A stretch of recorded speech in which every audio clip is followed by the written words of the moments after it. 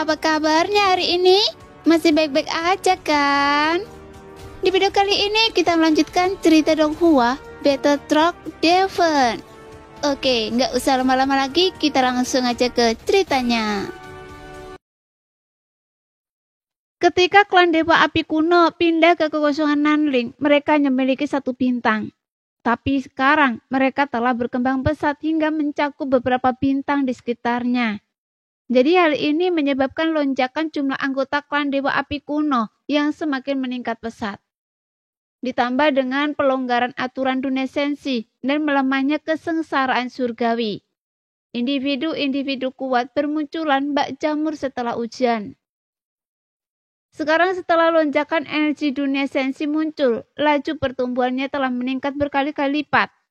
Seperti hanya klan Dewa Api kuno, mereka yang memiliki fondasi yang kuat akan berkembang pesat.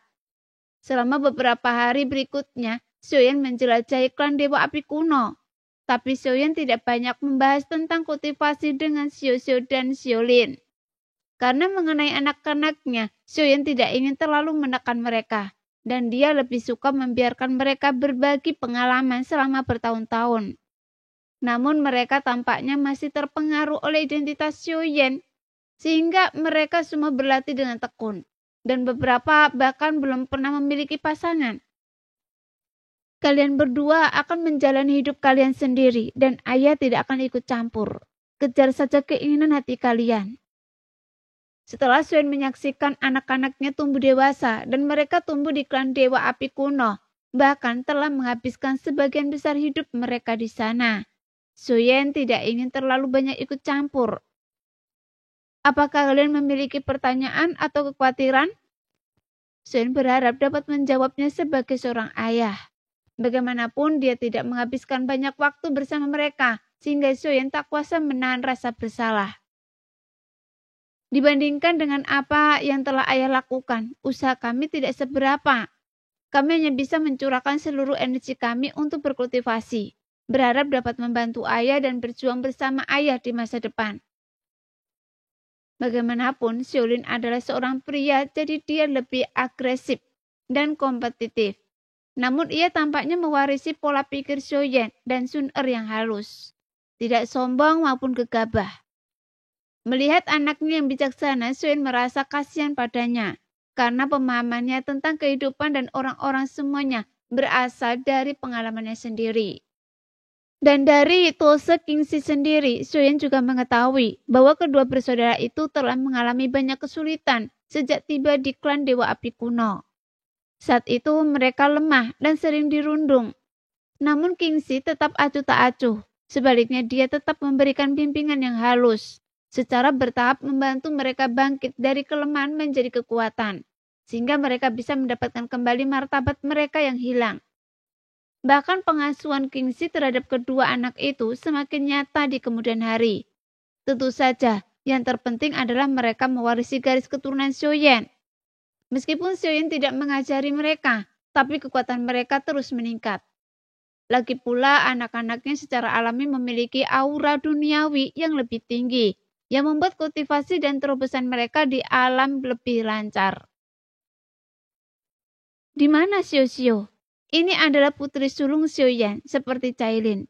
Ia secara alami menawan dan menggairahkan, tampak dewasa. Meskipun tatapan matanya sederhana, dari ekspresi dan tatapan kedua anak itu terlihat jelas dari percakapan mereka, bahwa Tose Kingxi telah melakukan yang terbaik untuk merawat kedua anak Xiaoyan dengan baik.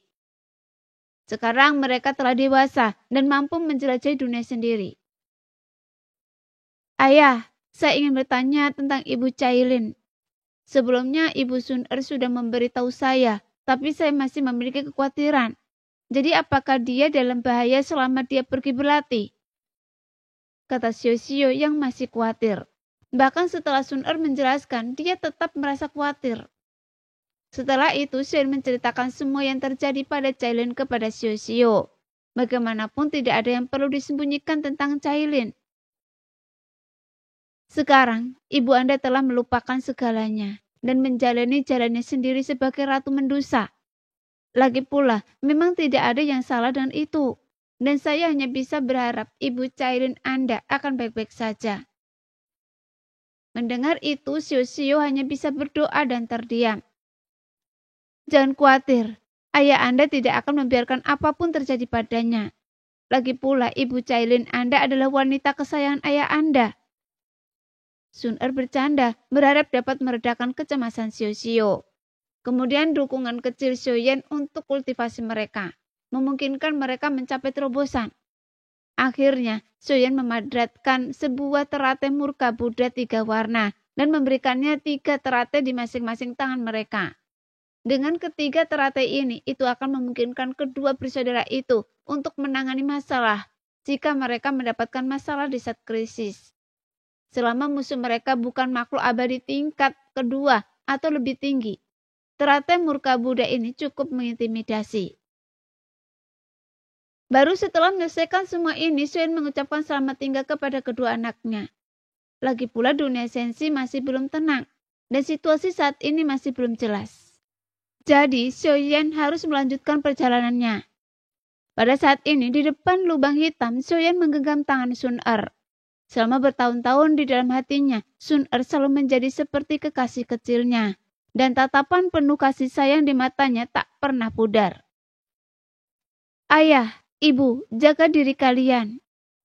Mata Xiaolin sedikit merah saat berbicara. Meskipun ia seorang pria, tapi dia masih sangat emosional. Ayah, jaga diri kalian, dan Ibu baik-baik. Saya dan adik saya, Xiaolin, pasti akan menjadi lebih kuat.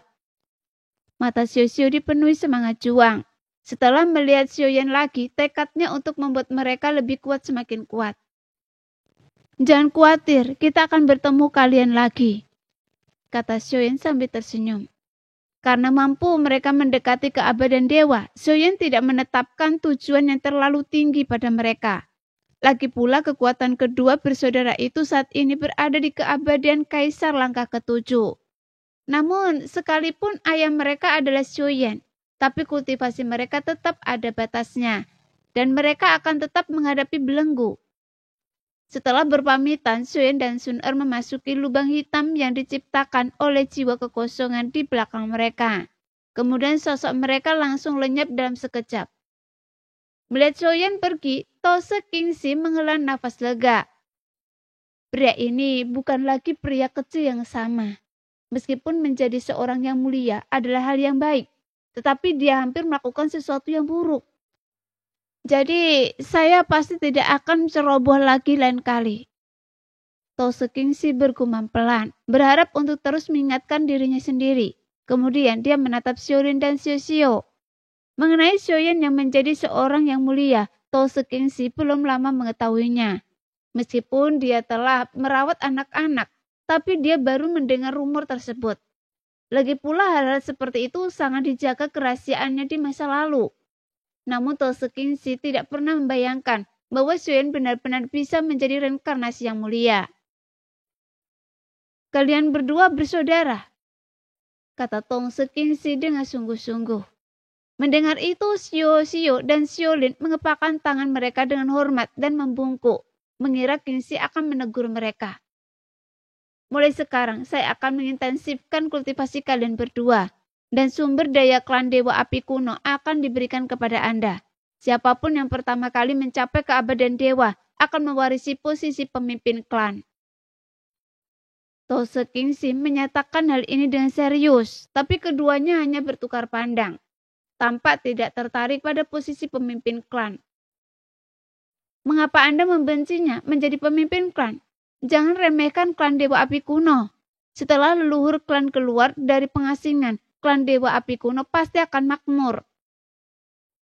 Jika menjadi pemimpin klan akan memberi Anda akses ke lebih banyak energi dunia yang sangat bermanfaat bagi kultivasi Anda di masa depan. Kami akan mengikuti instruksi guru dan kami berdua akan berusaha sekuat tenaga. Keduanya tetap sangat sopan dan terlepas dari niat mereka menahan diri untuk tidak menghadapi Kingxi saat ini. Sebaliknya, mereka menanggupkan tangan dan membungkuk sebagai tanggapan. Pada saat yang sama, di sebuah kehampaan sebuah lubang hitam tiba-tiba muncul di suatu ruang dan dua sosok muncul darinya. Namun kali ini Xiaoyan menggunakan liontin Gyo untuk menyembunyikan kehadirannya. Tapi yang mengejutkan adalah tidak ada dewa yang berada di tempat ini. Karena setelah melihat sekeliling, Xiaoyan melihat segerombolan binatang buas yang padat. Segera Xiaoyan memimpin Sun Er melewati ruang ini hingga ia menemukan aura yang familiar. Di dalam pegunungan batu langit, batu-batu besar berdiri di tengah hutan. Dan di dalamnya, seekor ular piton penelan langit 9 warna melingkar. Dan disinilah auranya berada pada puncak kekuatannya. Apakah itu sisik warna-warni? Sekian dulu cerita hari ini. Kita lanjut lain hari ya guys ya. Bye-bye.